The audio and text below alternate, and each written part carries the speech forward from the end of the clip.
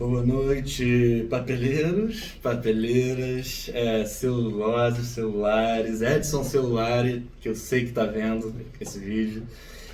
Tô aqui com o Hélio e com o Gabriel para falar sobre um filme coreano, um filme sul-coreano, chamado A Única Saída. Aí eu fui ver o nome em coreano e não estava escrito romanizado, estava escrito os ideogramas. Se você mostrasse, eu seria. Tarde demais. Que é um filme do Park Chan-wook, o celebrado diretor de Old Boy e tantas outras coisas, A Criada, que não é empregado. E Hélio, qual é a história desse filme que a gente acabou de ver?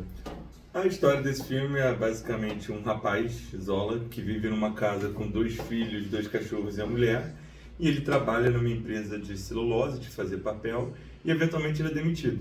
E aí, quando ele é demitido, ele começa a falar, a vida dele começa a desgringolar, ele começa a ficar ali ansioso, né, ter os ataques dele, e ele fala, olha, eu vou conseguir um emprego rápido, em breve, fica comigo aqui, né, fala com a família, fala com a mulher. E aí ele começa esse processo, não consegue achar um emprego, essa frustração vai sendo criada, até que ele começa a falar, cara, a única saída que eu tenho é matar a pessoa. É por isso que o nome do filme... Tá bom, desculpa. É matar a pessoa. A única saída que eu tenho agora é matar essa pessoa que... Se quiser. Vou deixar aqui do lado, só para caso ele se comporte de novo. E aí, a única saída ali dele, né? Ele acredita que é justamente matar aquele rapaz que meio que está tomando o lugar dele, que está fazendo aquela publicidade, fazendo aquele instante ali, né? Vendendo a mídia, e assumir o lugar dele. Só que aí na hora que ele vai matar, ele fala, cara, não adianta nada, porque se eu matar esse cara, vão contratar outras pessoas, não vão me contratar. E aí ele faz então, né, ele cria ali uma agência fake para as pessoas enviarem currículo, ele pega aqueles currículos, analisa quais são os que têm chance de ganhar dele, e ele vai atrás de matar essas pessoas. E aí eventualmente ele mata essas pessoas, vai até o cara, né, que está nesse lugar da papel, mata esse cara também, e eventualmente toma aquela empresa, né, entra naquele lugar novo, não é exatamente o lugar do cara, mas volta a trabalhar na papelaria. E aí, assim, né, a história tem também as histórias paralelas da mulher dele, da filha dele, como elas estão vivendo essa dinâmica dele de tentar resolver esse problema. Acho que é basicamente isso. Sim, tem esses subplots, a filha meio autista ali, meio savante do violoncelo, e o filho que também comete crimes para tentar ajudar, porque eles têm que hipotecar a casa e vai vender para um cara que o principal não gosta. Aí o moleque vai fazer uns furtos e a mãe, a esposa, vai trabalhar, ela tava como dona de casa, enfim. Toda essa coisa que quem tá acostumado a ver os dramas coreanos sabe que esse é um tópico recorrente deles. E, Gabriel, que por pura coincidência, mais uma vez você tá sendo chamado para falar sobre um filme do Extremo Oriente, sobre as mazelas do proletariado. Eu quero saber, você não gostou tanto daquele lá, né? Que eu esqueci o nome, mas eu lembro bem do filme. Cláudio. E você gostou do filme A Única Saída?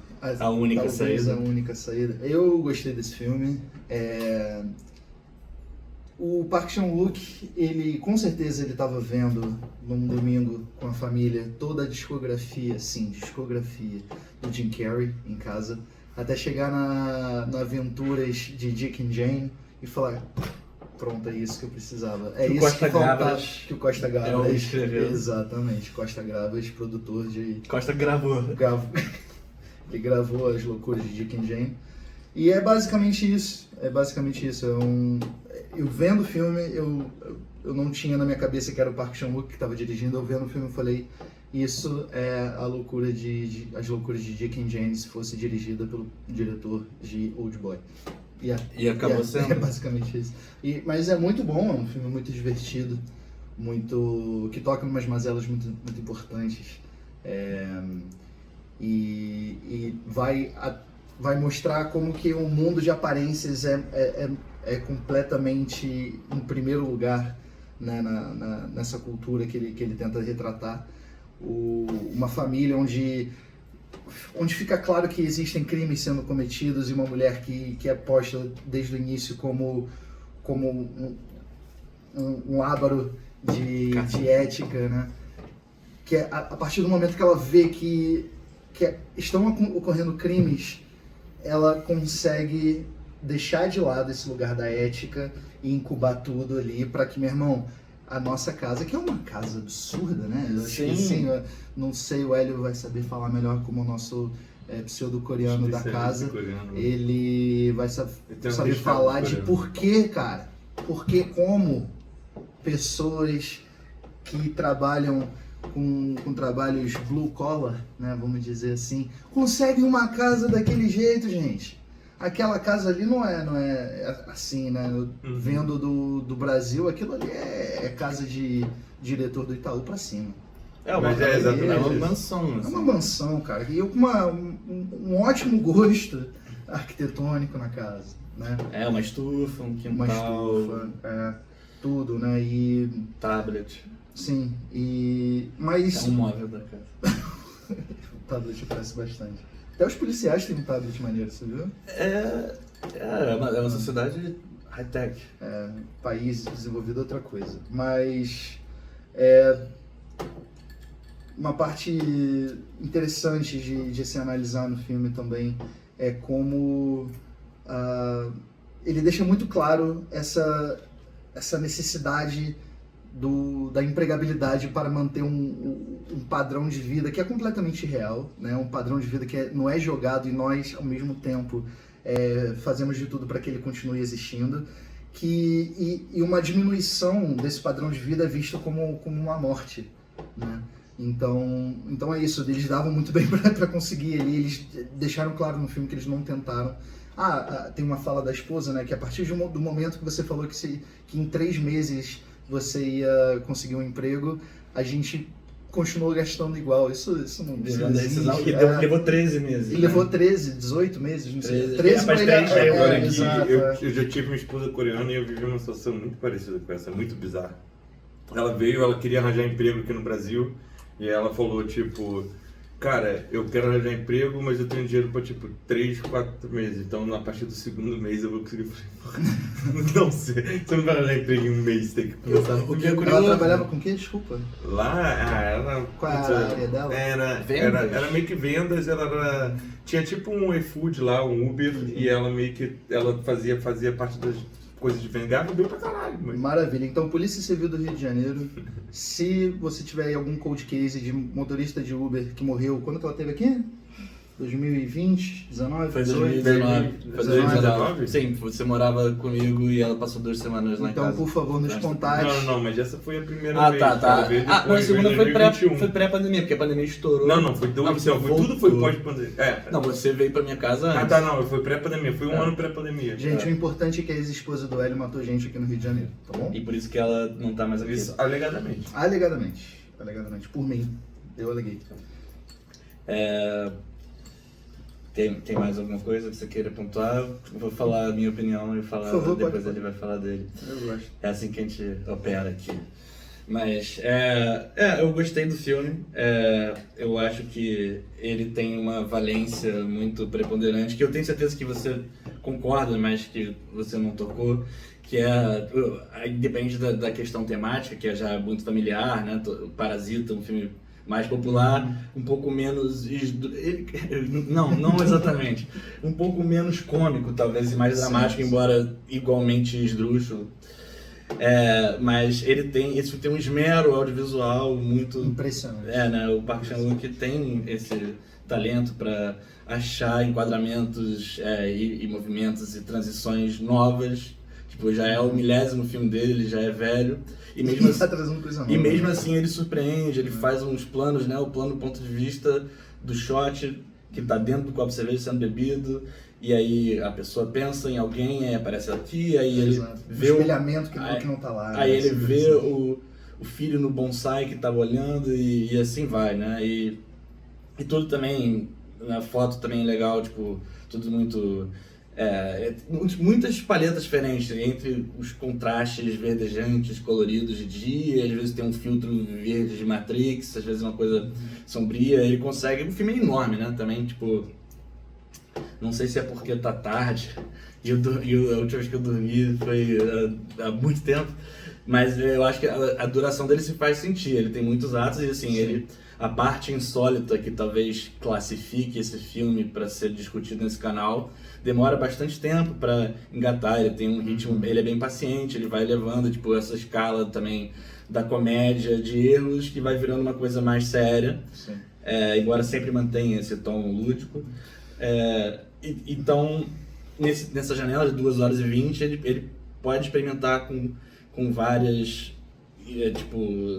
humores e cenas e composições, e é uma coisa que ele faz muito bem. A questão do humor, eu acho que tem algumas coisas universais boas, outras eu acho que, sabe, algo fica ali perdido na tradução e na cultura, que, sabe, tem algumas frases que, lendo ali a legenda, não faz muito sentido o que uma coisa é dita e outra que fala, que eu sei que, é um mundo à parte, o cara tá se virando uns 30 ali, então eu sei que alguma coisa ficou pelo caminho para mim, assim, o Eric é mais fluente, talvez tenha captado essas nuances.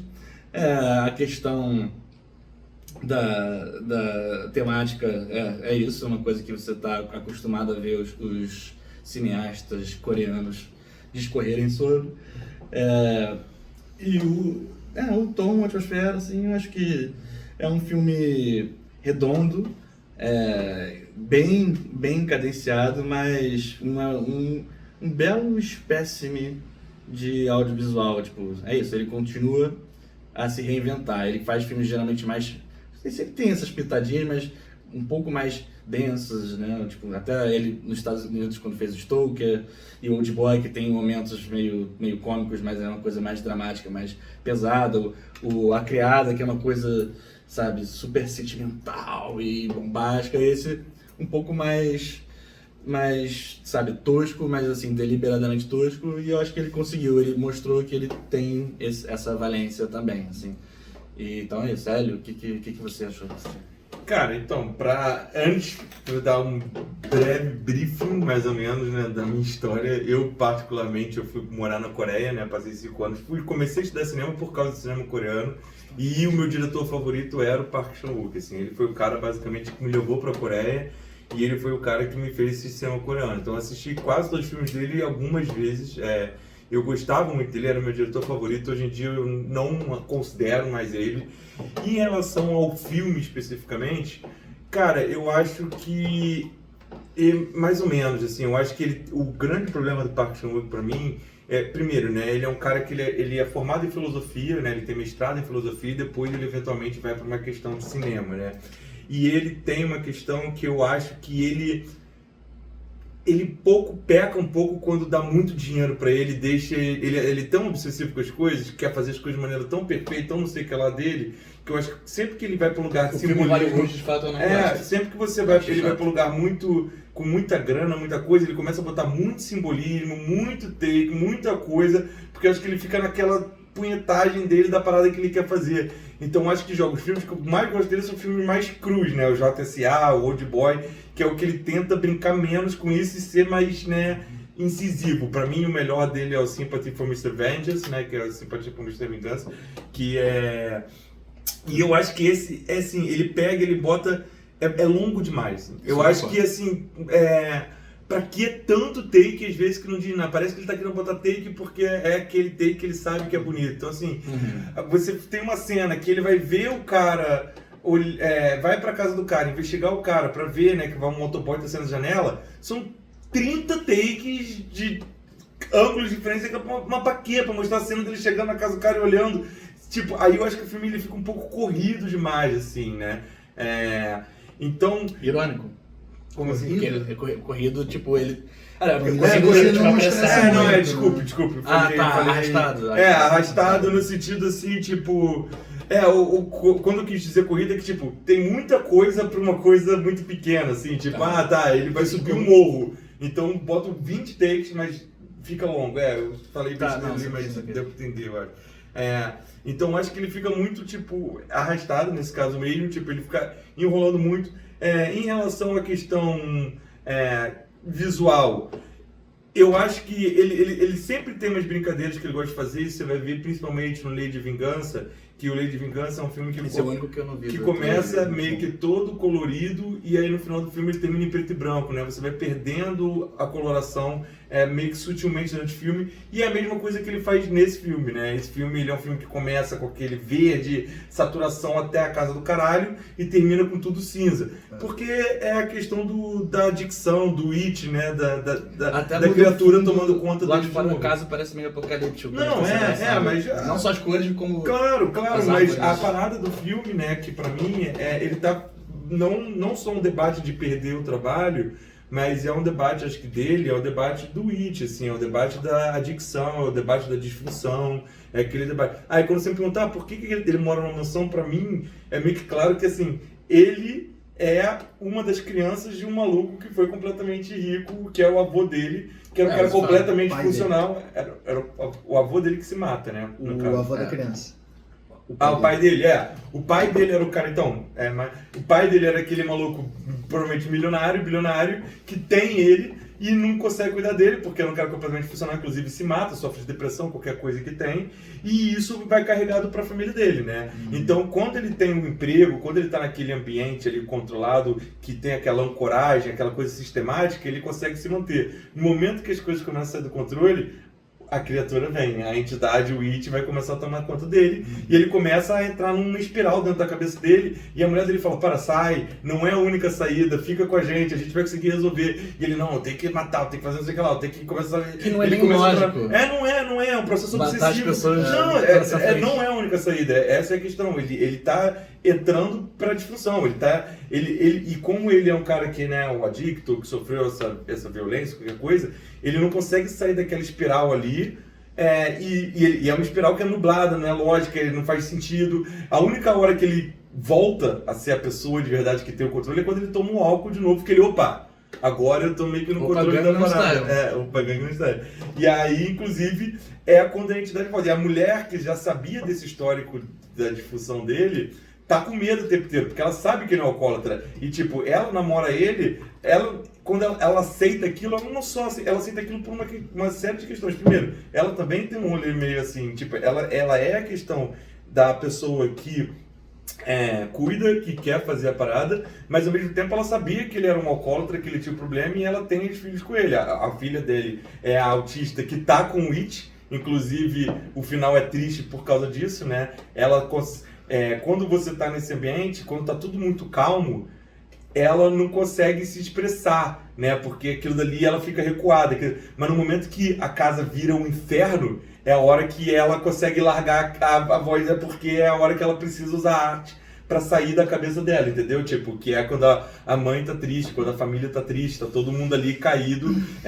E isso é uma resposta, eu acho, do filho, uma resposta da criança e uma resposta da mãe, de vendo o pai entrando nesse lugar obsessivo, né? E a mãe, chega uma hora que quando ela vê ali o que aconteceu, ela fala, cara, fudeu, agora eu tenho medo desse ser humano, porque ele foi tomado ali pela entidade, né? E ele, que era um cara que tinha uma família, tinha um emprego, termina sozinho, construiu o império dele, que nem o pai dele provavelmente construiu, né? Só que ele tá completamente sozinho, completamente isolado. Traumatizou o filho, também que fica sonhando com motosserra. Traumatizou o filho, a filha dele... Destruiu outras famílias. Destruiu todas as famílias, mas é isso, ele virou aquilo que ele meio que, tipo... tava com medo ali no começo que ele tava segurando. Ele abraçou a sombra dele, mas pra um lugar ruim. É uma história meio que ruim, assim. Não, claro. Não, o final... eu acho que o final deixa bem claro, né? Eu acho que é isso. O início mostra uma relação quase sindical que ele tem com os colegas de trabalho, né? Ele preparando com os colegas de trabalho o que ele vai falar pros chefes, né? Americanos, né? E chega no momento de êxtase dessa loucura, no momento que ele finalmente consegue, depois das mortes, que foram um caminho muito longo que ele teve pra pegar, que ele tomou pra si como uma única saída. Ele matando uma faceta dele. E vai ser mais fácil. A primeira foi a que ele mais hesitou, a última teve requintes de crueldade. Exato.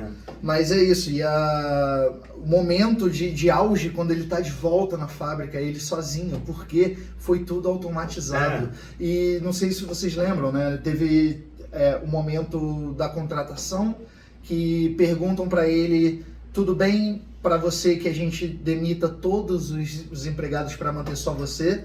Ele aceita de bom grado, né? Eu acho que deixa claro ali, o ator é muito bom, né? O ator é muito bom, ele deixa claro uma leve, um virar de boca, né? Ele deixa claro a ironia da questão ali pra gente, mas o personagem ultrapassa isso muito rápido, porque, cara, ele matou 3 pessoas, ele destruiu vidas, né? Naquele momento é o momento dele tomar aquilo como uma vitória do indivíduo perante o coletivo, né? E é isso. Extremo, né? Sim, exatamente. O arco dele é um suco de Paulo Freire, porque ele começa, né, com toda essa paixão pela dignidade operária, não sei o que e tal, e aí ele literalmente desiste de matar um cara que seria, acaba que tudo full circle, que seria um ato mais revolucionário, tipo de uma violência punching up, né? Eu sou aqui o cara na base da pirâmide e eu vou assassinar quase politicamente um cara, um figurão ali e tal, opressor, pra... Não, isso não vai surtir efeito, então pragmaticamente eu vou matar os meus competidores, meus iguais, e aí eles ainda tentam pintar. Mas, obviamente, tudo bem pensado. O primeiro cara, como um cara fudido, não sei o quê, embora espelho, é toda uma relação espelho, o homem e a mulher, sim, da relação deles. Sim. E o segundo cara, nem isso, ele é só um carinha ali. Não, mas o segundo cara, eu acho que é um pouco a relação dele com a filha ali também, sacou? Tipo, a primeira ele tá lidando com a mulher, sim. A segunda ele tá lidando com a filha. Sim, mas o primeiro, tipo, não que isso justificasse, mas eles mostram, esse cara é um vagabundo, é um alcoólatra, é um cara, tipo, sem descompromisso. Mas é a primeira fase dele, quando ele conhece a mulher dele, né? Mas aí, tipo, o segundo, ele não conseguiria nem racionalizar um jeito que esse cara é um merda e ele merece tomar o pipoco e tal. E no final é isso. Foi automatizado, ele tá literalmente sozinho na fábrica, e aí quando ele é defrontado pelos entrevistadores com esse fato, né, ele tem uma hesitância que é, tipo, os valores fundamentais dele sendo confrontados, assim que eles falam semi-brincando, pô, mas se quiser é só você recusar. Exatamente. Não, aqui... mas ali ele já foi tomado pela entidade, ele já foi corrompido ali. Quando ele aparece com aquele bigodinho com terno, acabou. Até porque, ele já fez tudo aquilo. A entidade que você diz é a entidade Adam Smith, assim, a entidade... Não, Adam Smith. Capitalismo. Não, a entidade tipo o It, tá ligado? O It é sobre isso, assim, o palhaço, a sombra dele, sei lá, Sim. Aquela coisa má que tá, a manifestação violenta da disfunção dele ali, sacou? Tipo, sim, seja ansiedade, seja adicção, seja o que for ali, mas ali ele se entregou a essa energia negativa que ele falou, tá bom, agora é isso, tá? A mulher dele tem medo, o filho dele, tipo, tá bem, cara, o que tá acontecendo aqui? A mulher dele tem que começar a mentir pro filho dele. A casa que no começo, quando ele tá com a família, ele tá em grupo, é uma coisa completamente florida, quando ele entra... No final não tem planta nenhuma. Ele cuidava das plantas, ele cuidava da natureza, no final é completamente desfolhado, tudo cinza. A estufa é o matadouro dele, né? Tipo, uma inversão. Primeiro mostra ele matando o bonsai, né? Ali é quando ele pega a arma, aquilo ali é o dedo que ele quebra do vietnamita, né? O pai dele quebra do vietnamita. E aí no final, aquelas cenas bem fortes também dos tratores destruindo as árvores, assim, tipo, é isso, o papel vai sair desse jeito, mas você vê a violência do processo que a gente dá, por certo, assim, então, tipo, eu entendo o que você tá falando, tipo, ele realmente tem uns elementos parnasianos no sentido de, tipo, realmente, deixa eu mostrar aqui, mas isso, assim, tem um efeito, assim, espectatorial positivo pra mim, eu concordo, a duração dele, eu acho que eu senti até mais pela minha fadiga física e mental, mas ele... Eu não acho que ele faz comédia bem, isso que me incomoda. Então, aí... É pastelão demais, né? Então, ele não é...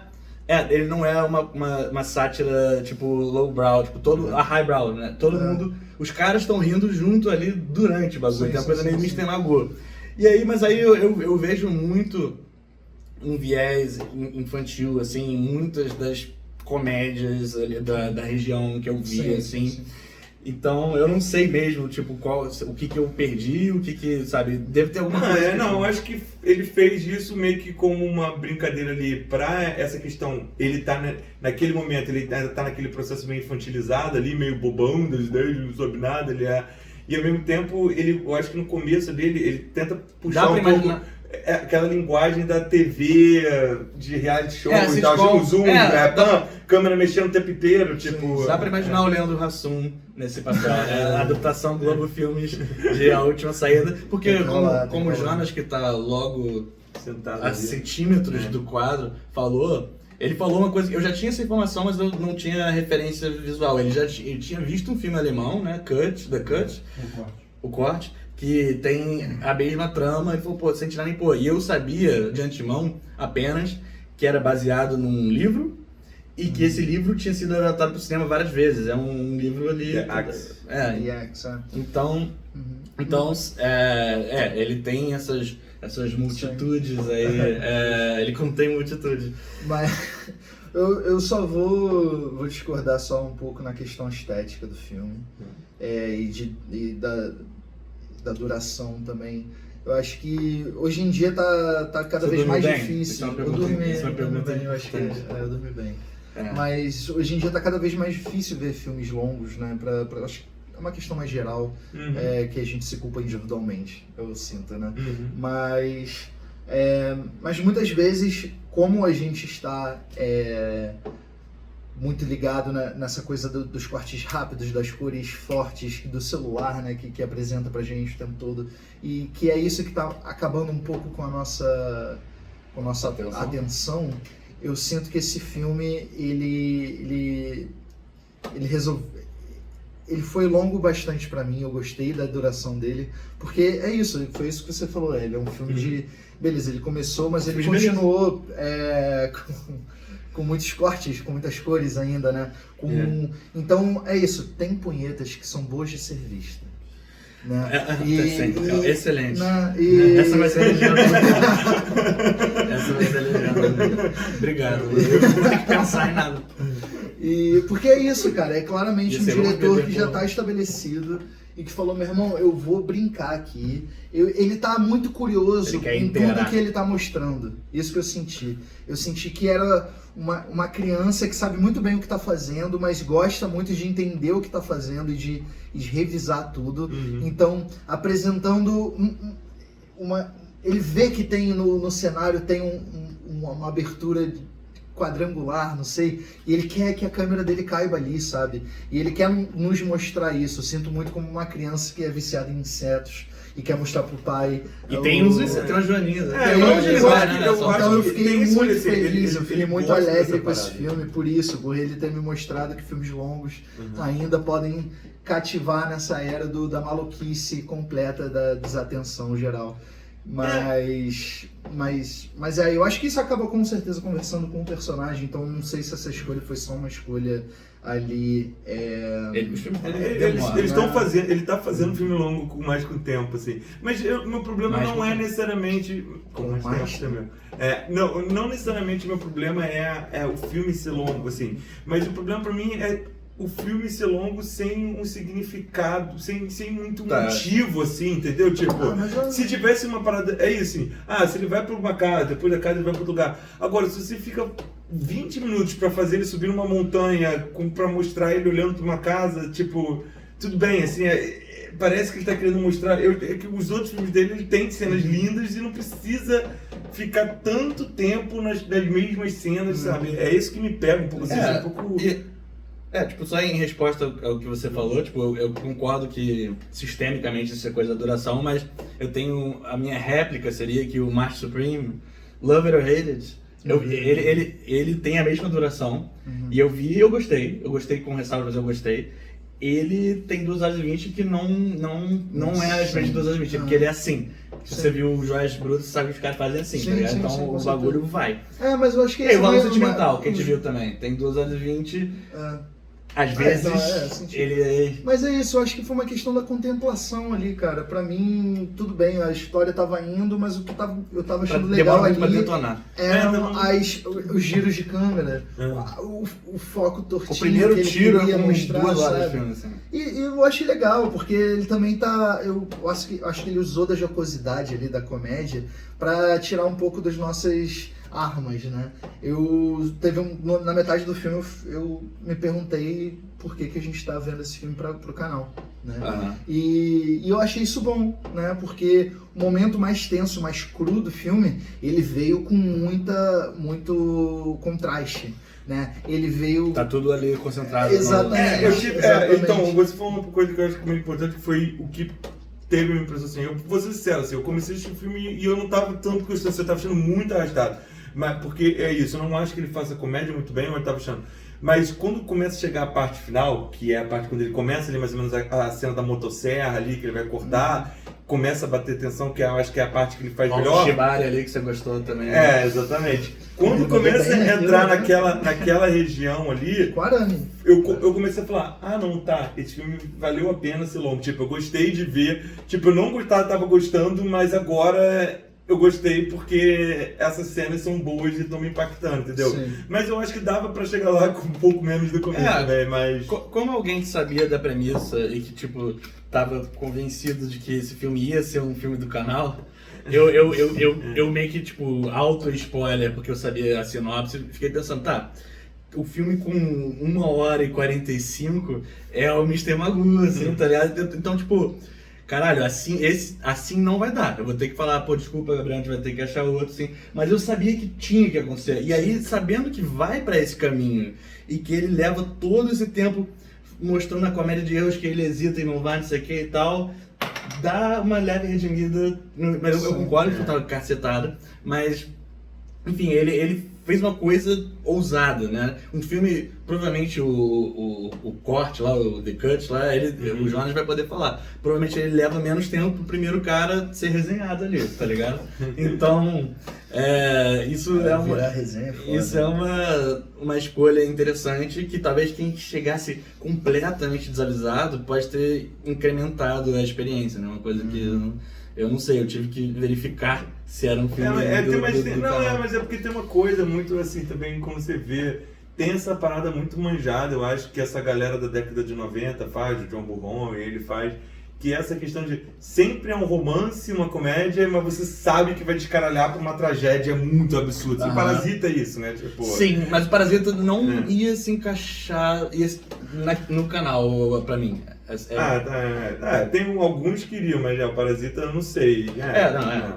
Esse eu acho que ele não é uma forçação de barra, porque ele vai pra um caminho insólito, assim, tipo, ele é uma desconstrução do serial killer, assim, de certa forma, mas ele tá ali num caminho esquisito de matança que eu acho que cabe mais do que a violência, tipo, passional do finalzinho do Parasita, tá ligado? Esse filme é uma mistura ali do Old Boy com aquele short dele do Três Extremos, não sei se você já viu. Eu acho muito, eu não, esse do Parasita, eu tenho que rever esse. Essa parada de humor infantil, aquele não é humor infantil, aquele é adulto infantil. A premissa, os caras falando ali, meu Deus, foi com o Thiago Galego na porra do Cineclube que eu vi esse bagulho, que tava na sessão com a gente. Thiago, você já participou de um vídeo. Você não tá vendo esse vídeo, mas você já participou de um vídeo. Nossa. Mas Vocês querem fazer os critérios? Ou a gente vai ficar 2h20 aqui batendo punheta? Vai ter algumas punhetas que são boas. Não, cara, não me deixa esquecer. Não me deixa esquecer de ver a punheta boa. Eu acho que tem punhetas que são boas de ver. Os critérios vão ser loucos, até por isso a gente precisa ali. Mas uma coisa só que a última coisa que eu queria pontuar é... A última saída? Pela tangente? Talvez tenha sido por causa dessa loucura que a gente vive, né? De muita violência no mundo todo. Eu sinto que os filmes de morte, eles tendem a ser muito moralistas, né? Pelo menos a maioria dos filmes de assassinato que a gente vê é que os assassinatos não ficam impunes, né? Pelo menos os filmes... O Código Reis é todo sobre isso. É tipo uma coisa meio... Parece que o filme te faz você criar uma relação com o assassino, né? Que você quase torce pro assassino se safar. Isso já foi legislado. Até 1969, Hollywood tinha que punir. E até hoje eu sinto que vai um pouco por aí. Você ficou esperando o raio no final. O raio exatamente. Exatamente, Max. E é tipo...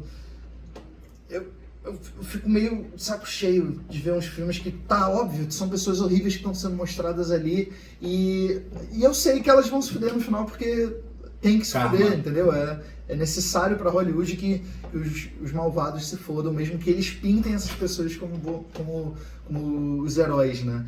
E é isso, tem um momento no filme que a mulher fala, poxa, por que esse cara não morre andando na rua? Ele poderia morrer levando um raio na cabeça, usando um guarda-chuva. E a última cena do filme é o assassino saindo na rua para o primeiro dia de trabalho dele com um guarda-chuva no meio de uma tempestade. Que eles falam, isso é a coisa que atrai, né? Exatamente. E ali eu tinha certeza absoluta que ele ia morrer. E eu fiquei feliz que ele não morreu, sabe? Porque eu falei, que bom que não moralizou também e tal. O cara maluco deu sorte ali, sabe? Tipo, pô, ele é um merda, que merda. É um tá? conceito. Não, sorte. Destruiu a família. Não, o cara deu sorte porque a esposa lá da primeira vítima conseguiu confessar alguma coisa de um jeito que tirou o envolvimento dele, né? A ideia é legal porque ela poderia ter sido melhor pra família. Sim, exato. E ela dramaturgou, né? Não, tudo bem, Hélio, com certeza. Exatamente. Moralizando, com certeza, né? Mas eu fiquei feliz no final falar, tudo bem, beleza. Tipo, muito obrigado por me mostrar o filme dessa forma. Ele gostou do bad ending. Exatamente. Tipo, pô, me mostra dessa forma mesmo, cara, tudo bem. Is... Mas isso é uma coisa que me lembrou também que eu queria falar de ponto positivo do filme, que junto com ele, com o diretor, brincando muito com as imagens, ele queria deixar muito claro pra gente que tudo que estava sendo falado no filme, toda fala que parecia insossa, que não ia levar a nada, fosse retomada em algum momento, né? Isso tudo, até umas brincadeirinhas assim. E às vezes eram retomadas como brincadeirinhas também, né? Mas ele observa. A criada. Sim, e eu achei isso interessantíssimo. Eu acho que isso ajudou muito também a eu falar, pô, passou 2 horas e 20 de boa. Não, ele com certeza que ali tem a ver com a vida dele, ele provavelmente deve ter problema com álcool. E segundo que, cara, ele com certeza em algum momento da vida dele, na ficção, ele arrancou um dente dele, né, cara? Isso é uma parada que aparece em vários filmes dele, assim, tipo... alguém arrancou algum dente de alguém. Não, assim, essa perto dele. Essa é a ponte perfeita, porque a gente vai falar agora da violência e dos efeitos especiais. Eu vou começar, eu vou destruir tudo. Começa.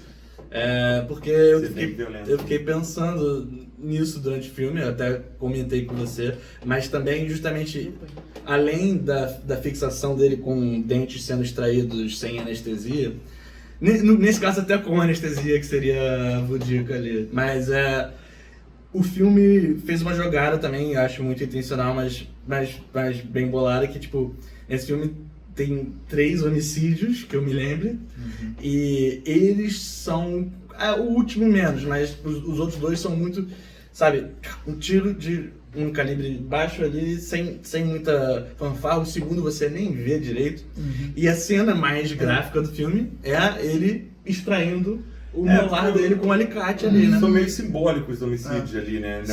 Não, tirando o terceiro. Acho que o terceiro ali... Não, o terceiro é muito simbólico, mas graficamente. Sim, desculpa. Morreu de churrasco. Foi mal, verdade. Morreu de churrasco de beer bong. Fudeu.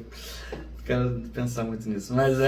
Mas aí a cena mais explícita seria a mais inócua. Óbvio que no contexto você tirar o dente com alicate quando você tá doidão não é a coisa mais normal, mas perto de tudo que tá acontecendo é bem ordinário, mas é a mais afetiva, é mais explícita. O resto do filme, ele gosta de violência nos outros filmes dele, e nesse ele fez uma coisa mais censura 12 anos, assim, tá ligado? Então, a violência, ela não é muito explícita, eu acho que é uma coisa que deliberada, ele também não tá romantizando a parada. Eu acho que o filme sugere muito no início decapitação, e ferramentas industriais, troncos. Até achei que no final ia repetir a Premonição 2, que o carro dele tá atrás do caminhão de madeira, assim. Eu acho que... mas foi de propósito. Sim, claro. Ele tá sugerindo todas as maneiras violentas que as coisas vão acontecer, pra no final ser tipo uns tiros tipo mal dados, assim, que o cara morre, tipo, caixão abertaço, o cara nem vai contratar ninguém pra embalsamar.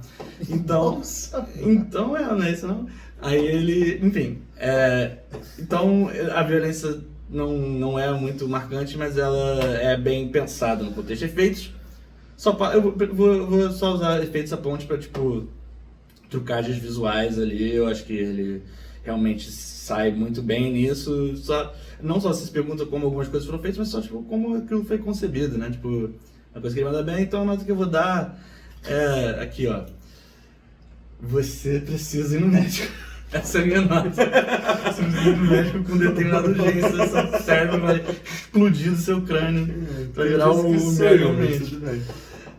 Eu pedi pra ele outro dia, mas agora sim, você pode falar. Eu vou um pouco na sua linha, assim, eu acho que é isso, esse filme ele faz muito essa questão do simbólico ali, é muito aquele cara matando as outras personalidades dele e as coisas que ele passou pra ele se transformar naquela persona lá. Então ele acaba não sendo muito explícito, e ele é uma questão que assim, todo filme dele, ele sabe ser violento, assim, ele tem cenas, Mr. Secret of Mr. Vingança, Old Boy, que você fica tipo, caralho, meu irmão! E ele não mostra e você fica, cara, no Old Boy a cena que ele corta a língua, até o dente do Old Boy que ele bate com um martelo aqui, o Mr. Vingança, o cara corta o tendão do outro, então assim, ele sabe fazer e esse ele optou por não fazer. Então assim, eu entendi, mas eu acho que isso peca, assim, não sei se é porque eu sou da geração que eu vi ele antigamente e ele agora tá indo pra esse lugar simbólico, eu sempre fico... Ele é um 90s kid. Eu sempre fico meio nessa do tipo, cara, eu queria ter visto um pouquinho mais. A única parada que realmente foi legal, assim, foi aquele origami lá do cara. E tipo. Isso foi bonito, eu esqueci de falar, essa morte é aflitiva. E aí ele mostra todo vomitado depois. Você tá falando do. O Shibari. O Shibari com... Para de fingir que você não sabe o que é Shibari. O Shibari. E Shibari de arame. Shibari de arame. Exatamente. Muito foda.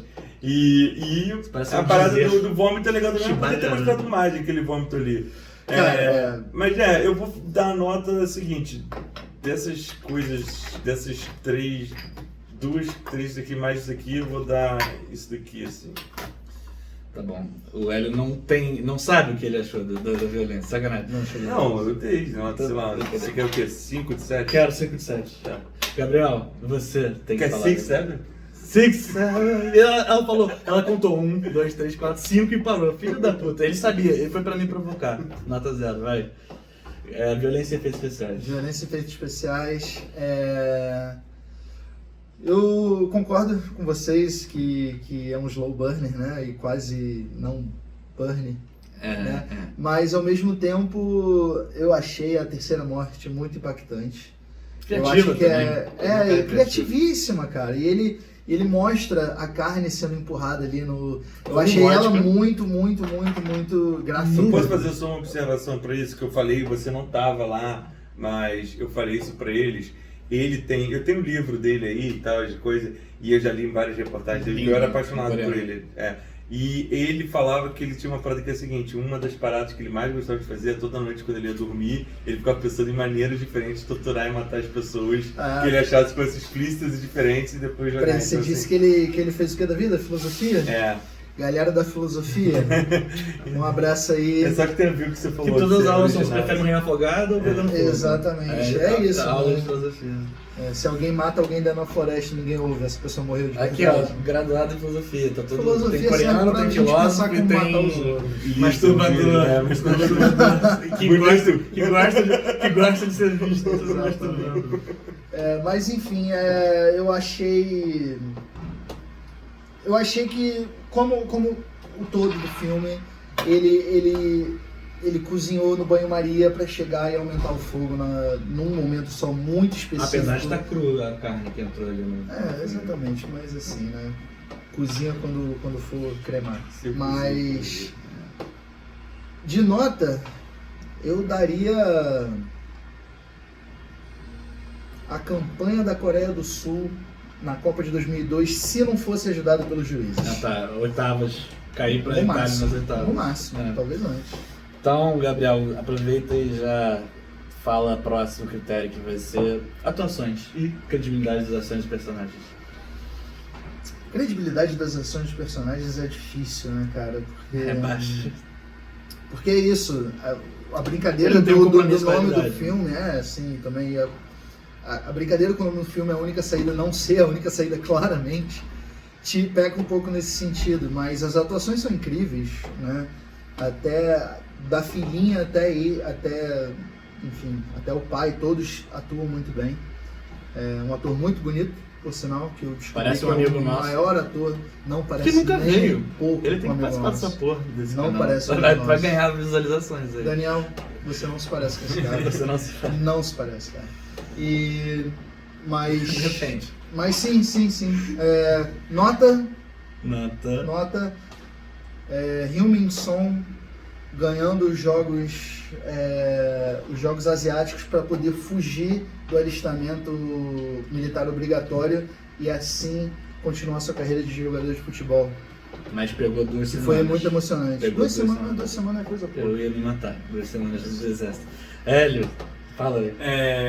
Cara, então, credibilidade dessas personagens, acho que nem se merece a isso, não uma é fantasia. Não é uma sobre fantasia. Agora, e realmente, assim, em atuações eu tenho muito pouco a reclamar, assim, eu acho que dentro daquele universo do brincalhão, todo mundo atuou perfeitamente bem, assim, eu acho que vários deles eu já conheço, né, os atores e tudo mais, e sempre tem um problema que cara, quando você conhece, você vê mais o ator do que aquele personagem que o ator tá fazendo, entendeu? Tipo, é mais uma vez.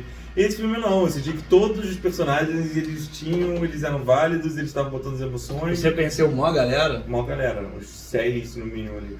6? Eu 6 ou 7? 6 ou 7. Tinha 4 atores no filme. Não, eu sou, cara, eu era... Acho que quase conseguiu ter. Eu era obcecado por cinema coreano, cara, eu via sem parar, assim. Não foi sobre isso. Então a minha nota pra esse, eu vou dar de uma garrafinha de soja aqui, Que a gente vai até abrir aqui, é isso aqui, e da garrafinha inteira isso aqui que tem. Pô, mas aí tá inteiro. Pô. Não, mas aí não, porque não é, esse aqui não, senão Entendi, seria, tá bom. porque tá a bom, credibilidade tá ficou em alto. bom. Justo. E pra mim, atuações boas. Esse cara aí, o principal, ele manda muito bem, ele... Especialmente nem dizer de pensar que se ele é o ator ou não, mas só de ter visto ele em outras coisas, ele é um cara mais estoico, geralmente, assim, mais tipo... bom. Não sei o quê. Bonitão, Ele é Cara zero estoico fechado nisso, e tal, né? e desse ele é meio patético até. Ele me lembrou, quando a gente viu o Bogotá, tem um cara de bigode que parece um pouco com ele, que é mais tosqueiro, assim, tá ligado? Então, tipo, ele meio que encarnou esse personagem, você não faz... Galera do canal, qualquer comparação que o Marcos faz entre duas pessoas, É o Naldo do fica canal, tranquilo que não se parece. É o nome do canal. Rapaz. Mas, enfim, ele mandou bem, a esposa também, a mulher do outro cara que ele mata, que é uma pessoa teatral dentro da narrativa, ela tira muita onda, porque ela passa por uma gama emocional talvez um pouco mais extensa do que todo mundo. Sei lá, a criancinha do violoncelo, não vou dizer também, acho que é meio padrão, talvez quase o estereótipo da coisa, assim. Ela no mínimo toca o violoncelo bem, cara. Tá, pode ser, mas eu tô vendo uns vídeos de caras que expõem miming no YouTube. E agora eu sei que é fazer barulho de corda e o dedo dela tá cheio de calo, sacanagem. Não, mas ele tá literalmente... Sim. Sim, eu tô de sacanagem. E é um filme de mentira. Mas enfim, atuações no geral muito boas. Credibilidade, como a gente já estabeleceu, não é sobre isso. E tá tudo bem. A nota que eu vou dar eu quero um shoyu no Beerbong. Esse soju no Beerbong valendo esse soju no Beerbong. Mas isso aqui, essa parte é a atuação da menininha. Os cachorros ótimos também. Cachorros são bons. E Hélio, você pode iniciar o último critério, que é o critério, sustos e terror psicológico. Cara, sustos zero, né? Não temos susto. Terror psicológico também, eu acho que eu não tenho muito, assim. A única coisa que realmente eu fiquei meio tipo incomodado foi me imaginar na situação da mulher daquele cara ali, né? Tipo, o que ela tava vendo, de ver ele passando por aquilo e afetando a família, e ela tentando ajudar, mas ele não é racional, e ela se fudendo, e eles tentando conversar, mas os dois não conseguiam entender, porque os dois ficam né, disfunção até o talo ali, um interpretando uma parada que não tem nada a ver Ele com o que o outro tá tentando ser fazendo. signo, né? Ele achando que ela tá traindo ele, quando ela fala, cara, não tem nada a ver, eu fiz isso. Tipo, você não tá prestando atenção na sua filha, tá ligado? Você tá com uma fantasia do filme que a gente Uma viu. fantasia de Pocahontas. Exatamente, Então. E John Smith. Mas vai. Então é isso, assim. Importante pontuar, realmente. Eu não acho uma nota muito sensacional, não, nesse sentido. Eu vou dar ali uma nota... O que? As crianças em relação àquela família toda, assim, contando os cachorros. Que nós sabemos que crianças são inferiores a adultos, mas superiores a dogs. O Hélio me confidenciou isso uma vez, num sonho. Eu acho que... esse filme...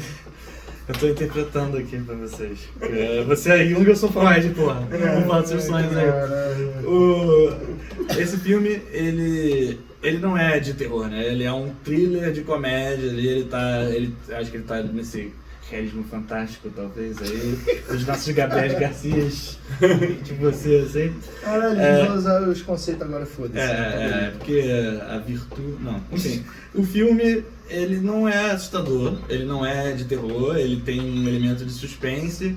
Eu acho que tem talvez um terror psicológico ali no vai ou não vai, até dele, não só da vítima, mas dele, pô, será que eu vou com tudo agora? Tipo, até, eu acho que eles te põem no lugar dele os nervos de você ser um cara qualquer tentando executar alguém, né? Porque ele é um cara super incompetente e ele vacila várias vezes por um misto de compaixão e nervosismo, ele fica tirando as luvas bem Leslie Nielsen ali. E aí também o terror existencial de, sabe, todo mundo que já jogou The Sims e viu começar a ficar no vermelho, a tua esposa tá acenando aqui pra ir com vários menos e o bebê tá com fome e tá pegando fogo na porra da cozinha. Entende o pânico que é não só passar por maus bocados financeiros, mas também isso estremecer suas relações com a sua esfera mais íntima, a família nuclear.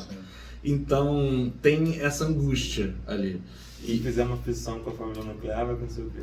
Vai acontecer, um papel vai ser criado por uma máquina.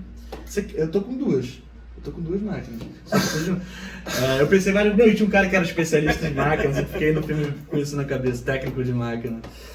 Eu vou botar meu nome na etiqueta no WhatsApp, técnico de máquina. Mas enfim, não é assustador, mas tem uma angústia existencial inerente ali, então eu vou dar a nota uma máquina minha de duas possíveis. Gabriel, para encerrar o vídeo, sua opinião sobre sustos e terror psicológico. Quando você Susto não tem, mas terror psicológico... Eu comecei o filme mais aterrorizado do que eu terminei. A falta de apertar o gatilho dá uma ansiedade. Sim, exato. E esse vídeo vai ser gravado quando o filme acabar ou não. Esse foi o meu terror psicológico. Mas eu acho que o filme ele projeta muito no início, pelo menos, essa possível angústia que todos nós aqui que estamos assistindo com mais de 18 anos já sentimos, que é a angústia da falta do trabalho, que na real é a falta do dinheiro, que na real é a falta da capacidade de ter uma qualidade de vida que você quer, né? Só não tem então eu no início do filme eu tava com medo de ficar nessa angústia durante o filme. Mas o filme ele por ser divertidinho, ele jogou essa angústia fora rápido. Então ele é um entry filme do Park Chan-wook. Veja esse filme se você tem... Ele não é muito gostante, não. A Carol ia curtir. Então a nota que eu dou pra isso é baixa, né? É uma nota baixa. Tipo, que... O violãoção.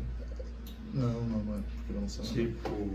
É porque assim, né? Todo mundo sabe que o Max prefere a Coreia Popular à Coreia do Sul. A arma é de lá? A arma é da Coreia Popular. Então, pra mim, a nota é igual ao que o Max sente que é onde nasce perante a situação sul-coreana, a americanização extensa que a Coreia do Sul recebeu e todas as mazelas que o povo sul-coreano vive até hoje em dia com questões E trabalhistas. tem esse detalhe, né? A arma que é da Coreia do Norte é onde começou a porra do problema, que é o pai dele que se matou e tal. É isso que ele tá meio que falando ali, esse problema. Que ele pegou E ele das sempre, mãos no e ele bicho, sempre né? fala, assim, numa das questões ele fala, cara, um dos maiores problemas, primeiro, ele fala, Japão nunca odeia o Japão, e ele fala, um dos maiores problemas, tipo, é assim, nós somos o mesmo povo, a Coreia é uma só e a galera Sim. tá fazendo uma merda aqui federal, sacou? Isso é uma Isso que você tá tecla falando que ele do bate. Park Chan-wook. É, o Park Chan-wook fala isso. E aí duas coisas antes de encerrar, só pra pontuar. Vimos um trailer falando mal do Stalin, não pode. E dois, tem uma música coreana que é a Cássia Eller versão... Verdade, é o né? Cássio Eller. Quem sabe ainda sou um garotinho esperando...